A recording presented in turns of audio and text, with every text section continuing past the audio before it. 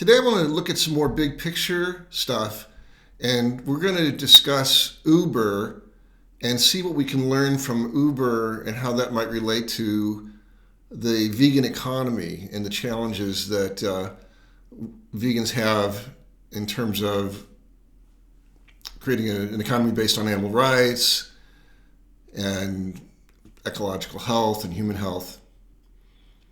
And Uber's been in the news a lot because they pushed through some legislation in the state of California called Proposition 22, which prevented Uber drivers from being classified as employees. And, this is going to be a hot topic. Maybe I'll get some extra clicks for that. But if we really want to look at the kind of issue, what this issue is really all about, we want to look way into the roots of how we got here. So first of all, we have to look and consider that over 100 years ago was the birth of the automobile industry. And before the automobile industry, there really wasn't a need for roads. And, there was the Ford Motor Company. They came up with mass production. And so the idea of a proliferation of cars required a proliferation of roads. And so that was, of course, governments and automakers, the beginning of them working together in a coordinated way to design the transit system in the United States, which is terrible, basically. And we got to a point in the United States where we reached a point where pretty much if you don't have a car, you are in a transit desert. So public transportation, there are other countries that do it well, other countries that have other kinds of solutions. But in the US in general, public transit has been constantly pushed down by collaboration with the automotive industries and the oil industry and the governments to suppress any kind of actual sane transit. And when you start designing cities where the car is the basic unit of transit as opposed to the individual walking, you get these very desolate, disgraceful cities, unpleasant places to live. And then, of course, the roads, destroyed neighborhoods. And typically the roads were put through the disenfranchised neighborhoods. So when I lived in St. Louis, Missouri, they built highways, and the highways were always tuned to go right through black neighborhoods. And then, of course, those homes were foreclosed for the public good. And the result was then those communities were destroyed, and people who lost their homes had to then, huge economic devastation, et cetera, et cetera. And also all along the way, people talk about the pollution caused by cars, but very few people discuss the pollution caused by making cars. And when I was studying this issue much more closely, I read information that suggested that the amount of pollution that goes into making a car is more than the pollution that comes out of the tailpipe of a car during its lifetime with the internal combustion engine. So all these, and so really you can look at the car, the combination of automobiles and gasoline and the oil industry have been one of the most devastating things to life on Earth. The only thing that compares to that is eating animals. And so now, when Uber got started, and I was looking at this issue before the iPhone, to be honest, I've never found that sheet, but I was looking at transit because I'm a transit nut. I love good transit. I've been in different places around the world where the transit is beautiful. Public transit works really, really well. And then coming back to the U.S., it's always such a disappointment at how poorly run this country is when it comes to some of the most basic human needs.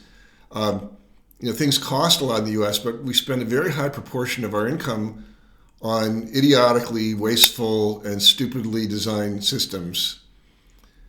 So it takes a lot of money to live a decent lifestyle in the United States compared to other places where really better systems are more baked into the culture. So the real problem, by the time I started looking at this in around 2001, because that's when I wanted to start organizing finances to solve large-scale ecological problems. And the car is like one of the cars and roads are disasters. I think we discussed this before. When you put a road through a forest and you cut that forest in half, now you've reduced the size of the ecosystem. That leads to animal deaths, not to mention all the deaths on the road. Okay, I think we all know the cars are a disaster in so many ways, human health, everything.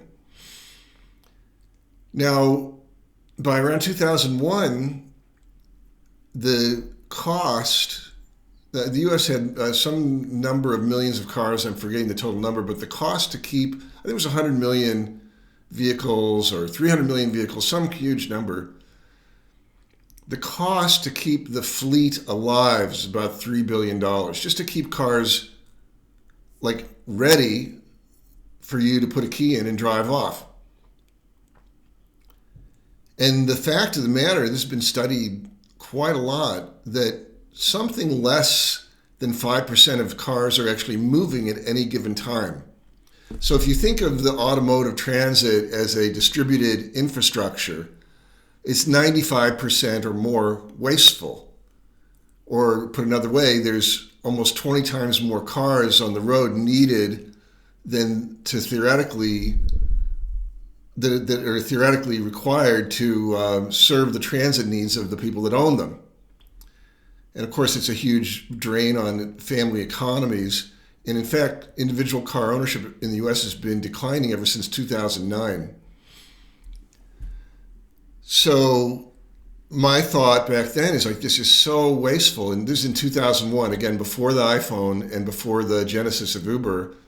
I thought, our system is so wasteful. If we could somehow have like a dispatched limousine service, it would be much cheaper just to let everyone drive around, have a chauffeured Cadillac or Lincoln town car to take them where they need to go. That would be so much cheaper than keeping this fleet alive. Because the cost of keeping that fleet alive, if the total cost was $3 billion and it was at best 5% efficient, that meant that the system is $2.85 trillion, nearly $3 trillion of waste every year.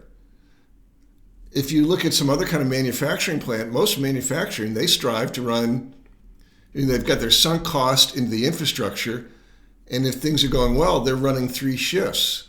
So they're minimizing the CapEx, capital expenditure, for production of the result. Here, with the automotive infrastructure, if we think of that as an infrastructure that is producing rides, again, only running at 5% capacity, this is an economic, ecological, health, animal rights disaster. And I thought, let's just create kind of a floating fleet of Cadillac limos, and you call on the phone and just zip around. It's so much cheaper than each individual owning and maintaining a car. Oh, plus all the labor and the licensing and the insurance, and it's just insane. That is the problem that Uber originally set out to solve. And when I heard them talking about this, when they first got started, I thought, wow, that was the company I thought of. And I had this thought, I've had this thought before, that I should drop what I'm doing and run out to San Francisco and try to get into the company when they were small. And every time I've had that thought, I always say, I'm really committed to what I'm doing.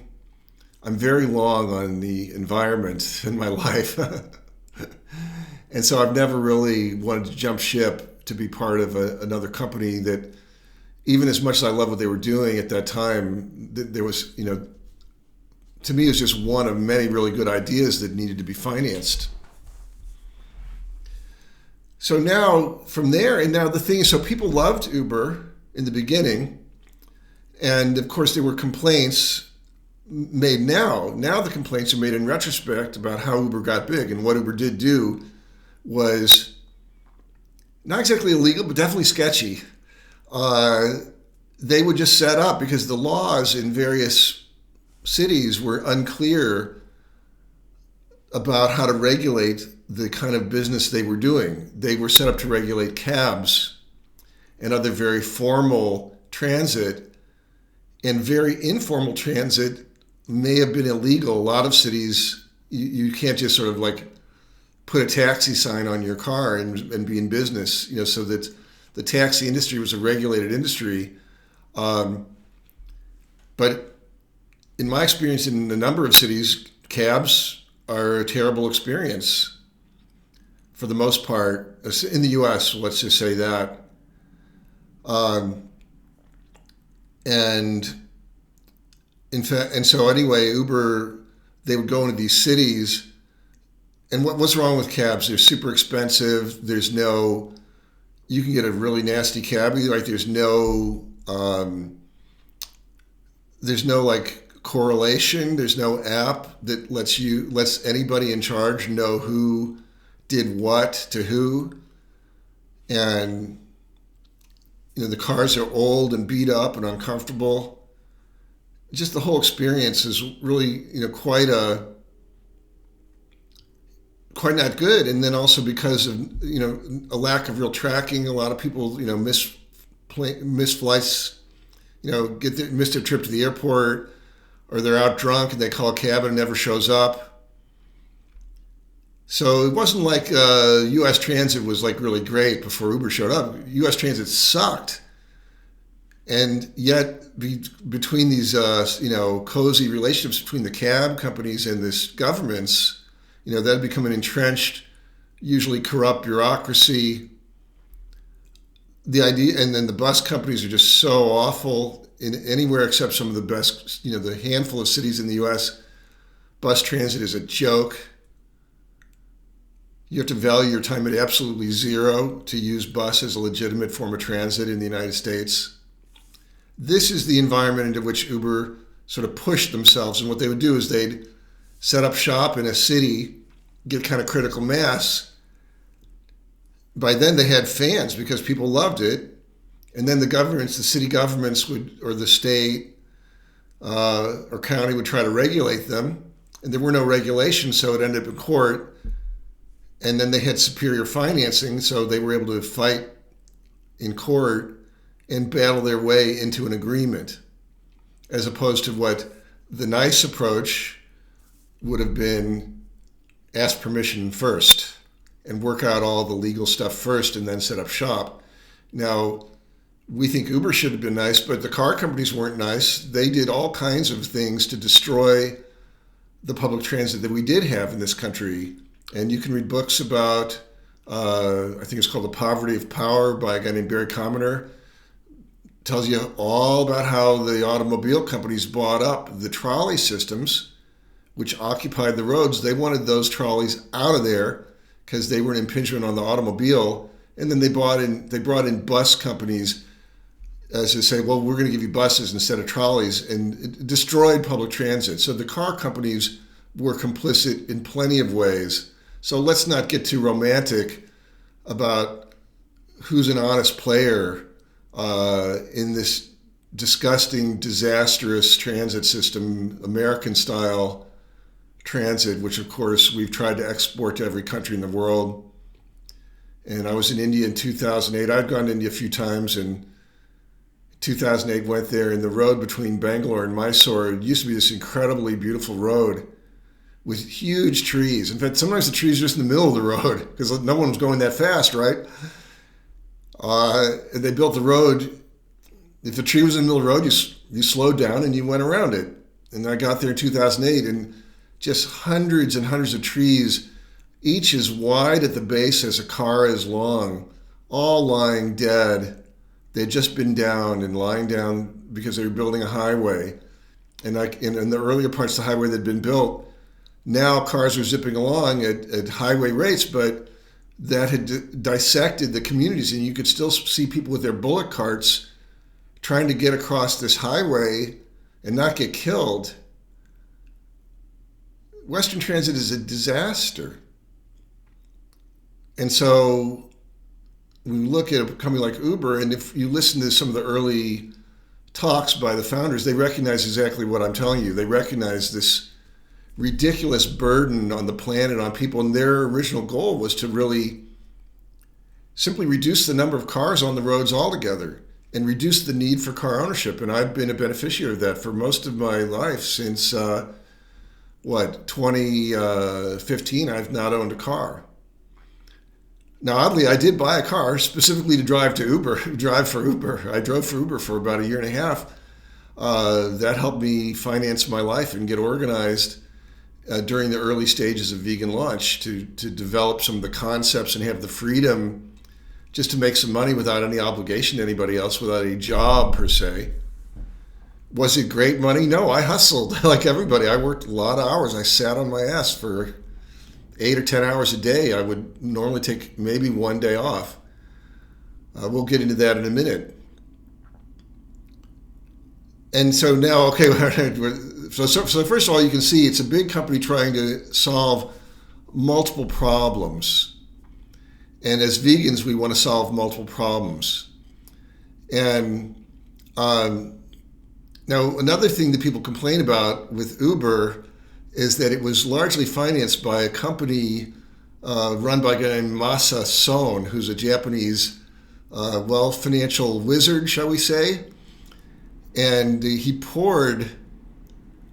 raised money. It wasn't his own money per se. He created the world's largest venture capital fund. And his idea was use this capital to create new sector dominating companies. And so a lot of people these days, now that companies like Amazon and now Uber, like Uber loses money. You know, when we mentor entrepreneurs, we break it down. You've got your gross revenue. Hopefully you're not losing money on that. Then you add in operations. Hopefully you're not losing money on the combination of gross revenue and operations. And then there's CapEx, which is, building some facility. And the whole notion of capitalism is that, of course, you can't really start anything significant bootstrapping that has to live off of its own cash flow. So you raise capital.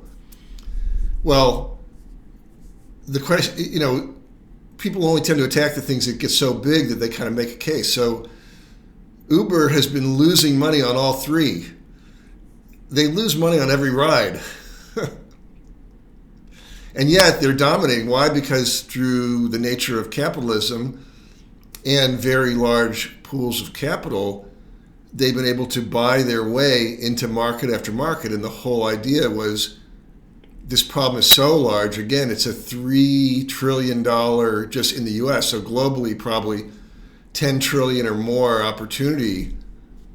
If you think about it, like Walmart is the biggest company by revenue in the world these days, 500 billion. And yet here's a market space of 3 trillion with no leading player at all. And so Masa wanted Uber to basically buy their way into domination, and they pretty well did that. Because why? Because it took the car companies 100 years to become this entrenched disaster. So they've got, trillions of dollars of capital that were invested over 100 years. And obviously they're driving us off over a cliff. And how do you transform a system that is so stuck in ways that are so out of date and so wrong for the present without a pretty substantial capitalization? Now, if we look at the meat industry, it's the exact same thing. It's 11,000 years in the making. And now, again, one of the great things about the vegan economy is you just shut it down by stop eating animals. That's the easiest thing to do. Really, the reason I run Vegan Launch is because each company that we fund helps educate the public about what to eat and what to put on their bodies and how to get animal products out of things like the gelatin capsules in our pharmaceuticals and even in our healthy vitamin supplements. Often they're full of animal products, and they may call them, well, I don't know if that's called vegetarian or not. If it's got gelatin in it, It's not meat, but you definitely had to kill a cow to get it. Is that vegetarian? I don't think so. Uh, so you got to really watch out. And again, these are huge entrenched industries. And I don't. Again, if we all just go vegan, and if we can but the question is, okay, well, yes, I'm vegan, but this medicine that I really need or I'm going to die comes in a gelatin capsule. That's kind of an incremental problem that's hard to solve with just your consumer dollar. That's the real challenge. Is vegans like to say vote with your dollars, but we really need to be able to vote with our investment dollars to be able to look at these old problems that accumulated over whether it's 100 years or several thousand years and change course. And the reason I like business business and finance as the format is that in whatever you think about Uber's tactics, the fact is the public loved it. So if the public didn't like Uber, they wouldn't have been able to do what they did, even if they were pushing their way into market. If no one rode, it wouldn't have worked. If people didn't love it, I mean, people loved it, and they love it today. And when I drove, I would get stories from people. They're heading downtown, nice middle-class couples. They might even have a nice car parked in the driveway. I've seen nice. I hope you understand my sense of humor. I'm trying to paint a picture for you. People who could afford to drive, people who could afford cabs, and this was the story that they would tell me. They'd say, look, they're going to go downtown and they want a bottle of wine, and they don't want to drive home even with one bottle of alcohol in their blood, because getting a DWI sucks. It can ruin your life. And they said, well, you know what? Before Uber, the cabs were so bad here in Columbus, Ohio, where I am now. They said the cabs were so bad that we just winged it. We decided it'd be better to risk driving home drunk than to risk not getting home at all with the cab service. And again, expensive, unsafe, unclean, and disgraceful. So to see those people, and Uber did keep charts. The number of DWIs in Columbus started dropping once Uber got on the scene. So it's obviously labor issues are important, and there are a number of things that need to be done to improve the lives of Uber drivers. It's not exactly a moneymaker. You pretty much, your car is losing value about as fast as you make money with Uber. To me, I decided it was worth it, and I got lucky. I had a Kia Soul, and that car just really held its value. Otherwise, it would have been absolutely break even. That's the real problem, is that Uber one of the big problems is that Uber is leveraging a distributed infrastructure system of which they're not paying a fair amount. And I think one quick solution would be let the drivers set a minimum price, per mile. Right now, Uber is setting the market between the customer and the driver, and I think that one innovation would solve most of the problems. The other thing is that these gig working companies, and I think all U.S. companies should really be pressing for universal health care. All the other Western countries have it. The U.S. doesn't. And so much in the U.S., the reason you need a job is because you need insurance for health care. And I know a lot of people who do jobs they hate because they're afraid of losing their health care. Like a friend of mine, he's diabetic type 1. He loses his job, he'll die because he can't afford the cost of injections. So there's more than one way to solve the problems that the people who have been attacking Uber for their labor practices, it's a discussion that has to be had.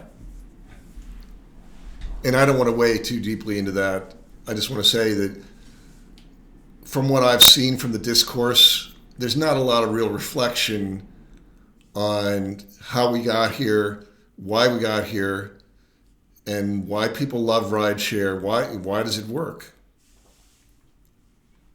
And so, I'm still a fan. If Uber and this notion keeps going, we will reduce the total production of cars per person, which will be a good thing for planet Earth, which is, I'm an environmentalist, and a vegan. So now, same with vegan issues. It's really about capitalization. That's why I run a finance company for vegan businesses. With enough capital, a vegan business can go in and compete with these entrenched industries, and we can see that happening. Is for example, plant-based milk. It's growing fast, and animal-based milk in the West, it's actually very static. The dairy industry has their eyes set on developing countries that haven't woken up yet to the fact that what they're selling is toxic garbage.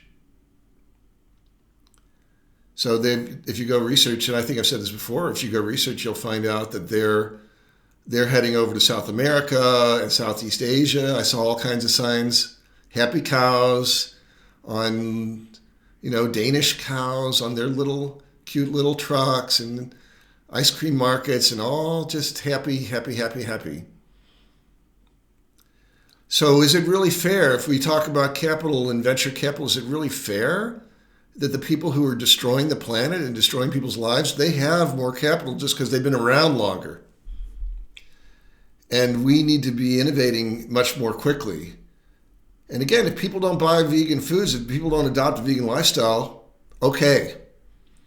But should that be constrained because of lack of capital? And I say no. We should, everyone else is doing it. Vegans, again, have $2 trillion in the stock market. We can solve really big problems. We can actually do vegan in a well-capitalized way and strategically go in and do things in a way even that Masa Son can't do, because he's still running the VC model, which to me is a weak financial model compared to what Vegan Launch is doing. So those are some of my core thoughts for today. Just how finance is a vital part of creating a vegan economy, turning the corner on climate change and animal rights and environmental destruction in a hurry. Again, I love driving for Uber, and most of the drivers I've ever met, they like it. I don't know. Again, I don't get too much into a specific battle in a specific state. Are there problems? Sure. But when you look at the number of problems they solve versus the number of problems that now are kind of on the front page, I don't think it's right to call them an evil corporation just yet. So if we're successful as vegans, one day there'll be evil vegan corporations as well, but at least they'll be vegan. And we won't, and the thing is, they'll have gotten big because people bought into it, not because they were forced to do it. A lot of what, again, as I said earlier in the car business, people lost their transit. They were forced into it by the government. The government is a tool for force. That's why I don't do government. I don't believe that we should force people to eat something or another. I think there's enough benefits in doing it. If we simply sell those benefits properly, we can win in a mutually agreeable, right? Business is fundamentally about mutual agreement. Everything's got a little piece of coercion in it because we're human beings and we can't help but run coercively until we're all really at peace. There's a little coercion that goes on in our human culture, but politics is a battle. It is a competition. Nobody makes any bones about it. Coercion, it's no wonder that coercion and corruption are just part of the whole political process, because it's the animal side of us. Whereas finance is far enough away from that people can come up with mutually beneficial agreements that are not coercive if they're willing and able. And again, obviously there's a long way to go. But right now, with capital in control of such a small number of people making the decisions about how capital is allocated, it's impossible to fund businesses that don't think like a McDonald's, or any of these other devastating enterprises that are more than happy to pit human beings against each other to get their gains. So that's what Vegan Launch is doing differently. We take a holistic, a non-competitive approach. Because why? Because there's no money shortage. It's trillions of dollars in the hands of people who agree with us. It's just poorly organized.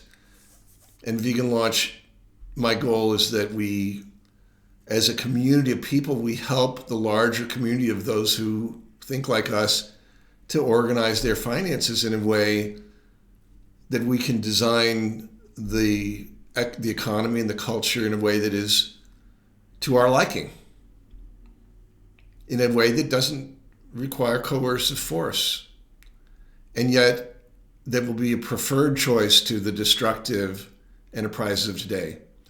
So thank you for listening, and I'll see you in the next video.